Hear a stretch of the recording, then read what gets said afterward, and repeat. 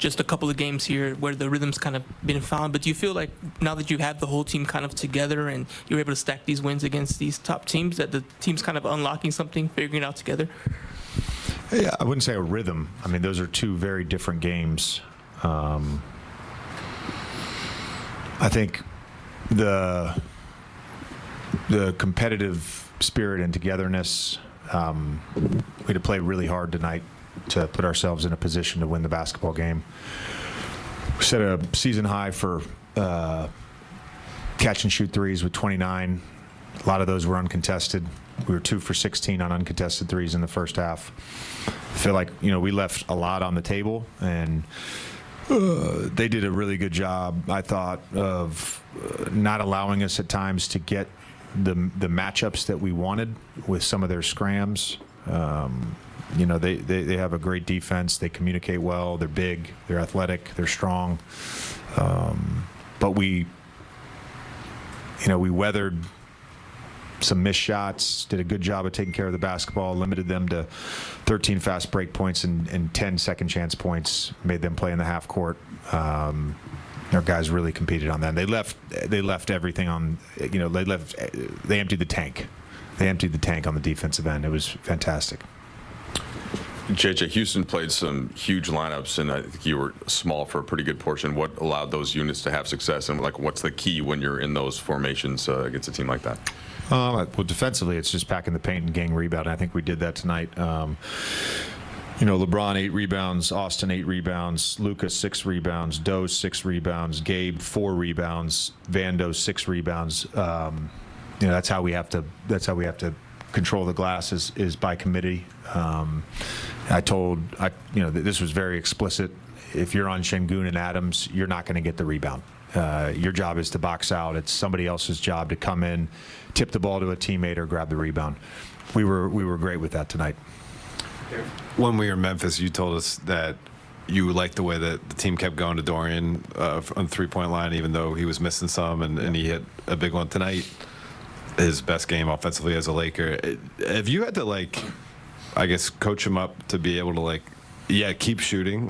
For him, it's probably feels strange to shoot 11 threes when you have Austin and LeBron and Luka as teammates. Yeah. But do you have to kind of unlock that in him? They should have been 14. He should have shot 14. He passed up 3.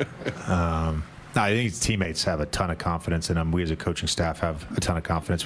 He needs gentle reminders sometimes to keep shooting. And particularly, look, the type of shots that he gets, whether that's a corner 3 or a pick and pop versus a 5, they're open shots. We're not going to get a better shot.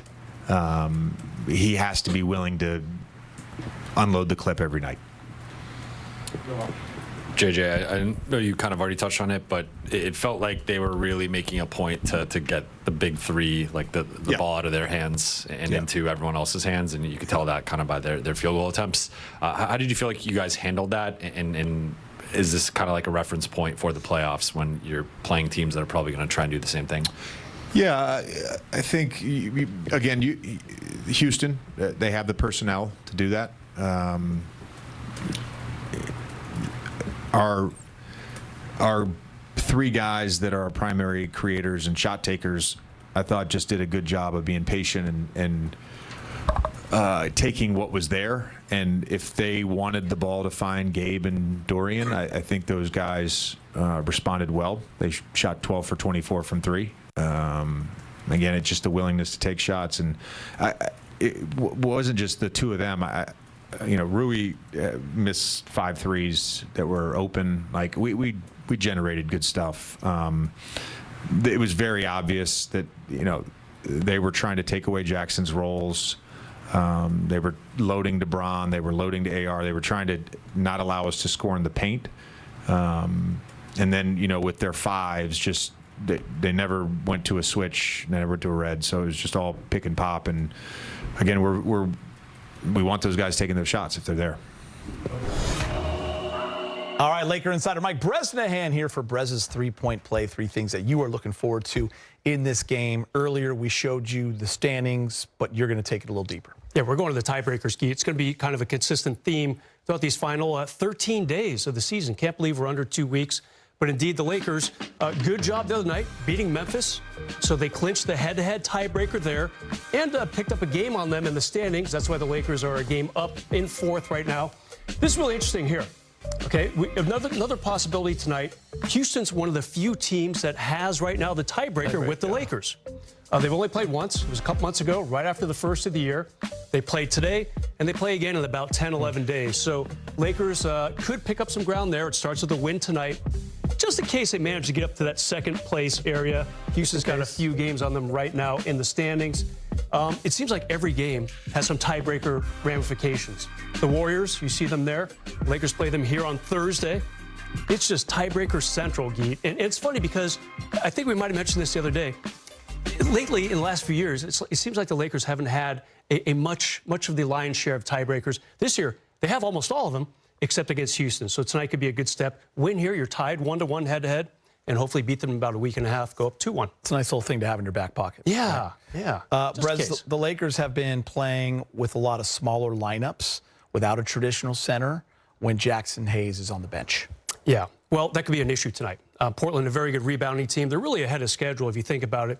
This team missed the playoffs last year. Way missed everything. Did I say Rockets?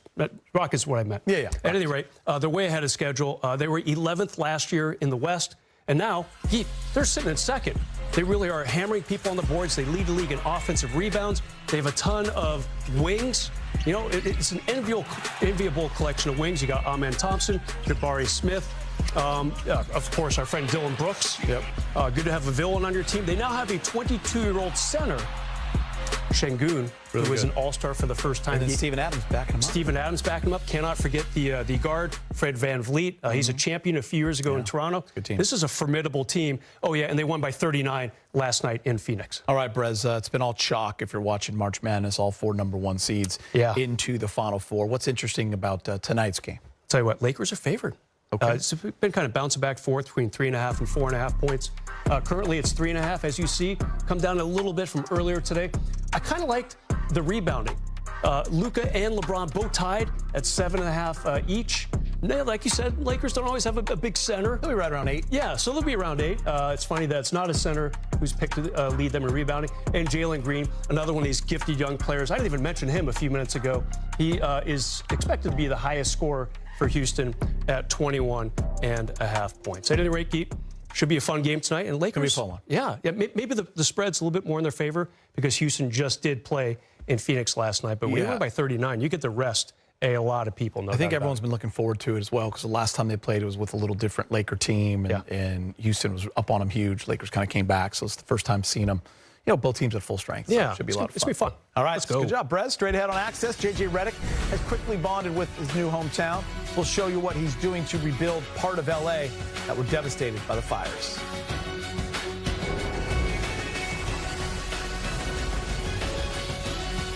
Ta quay trở lại với kênh YouTube của mình.